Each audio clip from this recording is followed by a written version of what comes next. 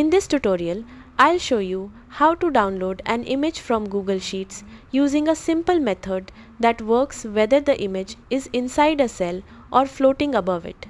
Start by identifying where your image is placed. If the image is inside a cell, click on that cell to select it. Then, right-click on the image and choose the option to move it out of the cell, usually labeled Put Image Over Cells. This step is important because images inside cells can't be downloaded directly. Once the image is floating over the sheet, click on it to select it. Now hold down the Shift key on your keyboard, then right-click on the image. You'll see a special menu appear with an option called Save Image As. Click Save Image As, choose where you want to store the file on your computer and confirm. Your image will now be downloaded. If your image is already over the cells, you can skip the first step.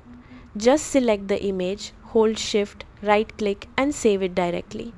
That's it. You can now easily extract and download any image from Google Sheets whenever you need it.